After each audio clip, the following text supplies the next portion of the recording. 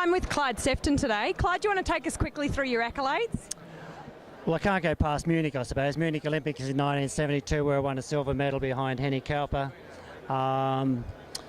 Yeah, I've won 2 stages in the Tour of Italy and quite a few races. I was based in Italy for nearly 8 years, and quite a lot of just one-day classics that I won there as well. And have you been to the Commonwealth Games? I've been to the Commonwealth Games. And how did you go there? In Christchurch, so I won a gold medal there.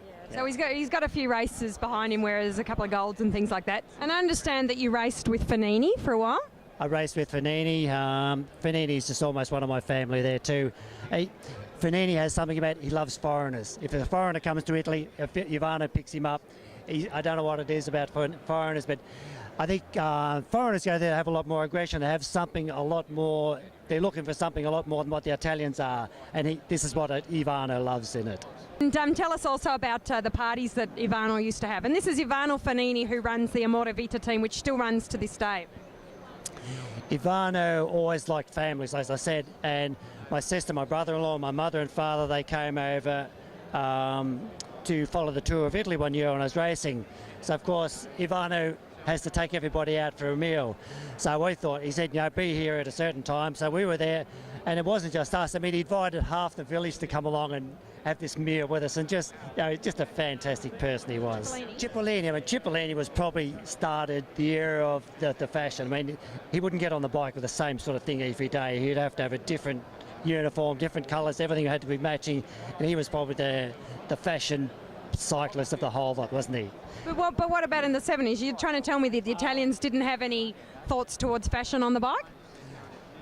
We were probably a little bit more disciplined then, but what happened in the second year I was professional, there was an eye infection spread through all of Europe. And at that stage, nobody ever wore racing glasses or fashionable glasses. So Francesco Mose, when he got this eye infection, he thought, well, we've got to do something here. So he designed these glasses to race with.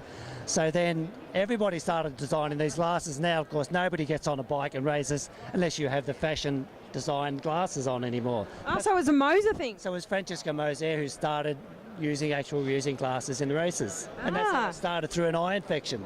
Oh, I see. Well, that's how a lot of things, I suppose, come about, is through adversity. Misfortune. Yeah. And tell us about some of those big guys that you raced with, the big names. Well, when you look at Francesco Mose, Soroni, Giuseppe Soroni, even going back to Felice Gimondi, just fantastic bike riders. Felice Gimondi, I had so much admiration for him, and it was after he'd retired, I always raced the World Championships with the Italian team, and we'd raced on the Nuremberg ring, and I did everything I had to do for the Italian team. And when I pulled out, Felice Gimondi, he was the best ever in Italy. It was pouring rain. He came up, he took his jacket off and he put his jacket around me. I thought, well, gee, what sort of person is this? And this is the way. He wasn't just a champion. He was a real gentleman in his own character. Francesco Mose was probably he was a very arrogant type of rider, but I had so much respect for him because he was so good. Giuseppe Soroni was a little man with a big heart, just a very gentle person, top bike rider. And have you got any funny stories about any of these guys? Any naughty tricks they got up to? Probably the professionals especially had a very good respect for each other. And I mean, you knew you didn't do anything wrong by these guys because they had their team, and every week you had to race with them. So that if you did something wrong, if they did something wrong with you, you'd get back to them next week. there was always plenty of time for a payback. So they're all very disciplined in their cycling, and they wouldn't do anything out of line, really. Do you reckon they had a little black book with all the, I owe you 2 and you 3? They probably had their little black book, but it wouldn't be the captain who would fix up him or fix up her or whoever. It would be one of the domestics who would do the job for them. And so what sort of jobs are we talking about as payback? Oh, look, if you got in the road, you're coming to the stage finish in the Tour of Italy, you dare not get in the train. You had to get out of it and get on your own train, get your own train organised with your team. Get in there, and I mean, next thing you're in the gutter, you're off the side of the road. You just had to mind your own business and let them concentrate on winning their bike races.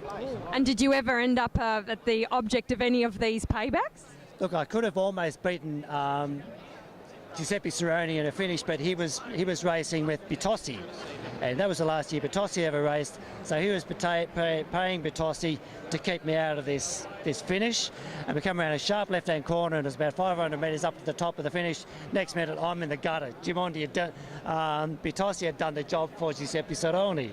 Oh, so you were out of it, and Out of the bike. I still come back and I finished fourth, but yeah.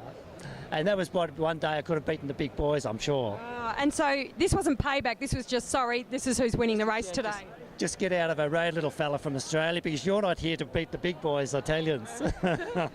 And to finish up, Clyde, can you tell us about the story of when you used to ride up and sort of got a bit tired in training when you were in Italy? It was about 2 or 3 days after the Tour of Italy. And of course you get out on the bike every day, and it was in the middle of summer still, so I've gone climbing this big mountain, and it's really stinking hot, and I'm really tired, so I got off, and there's a nice little grassy area under a big tree, so I've just laid down. I've had a little bit of sleep under the tree for a little while. Next minute I've woken up and I'm just about to get on my bike, and here's 2 snakes in the middle of the road proposing to make love. And I come from the Stony Rises in the Western District, and I've lived with snakes. I've travelled all the way to the other side of the world, and to see something like this, something I'd never ever seen before, that was pretty amazing. These 2 snakes making love in the middle of the road. A real nature documentary in the making. Nature documentary it was.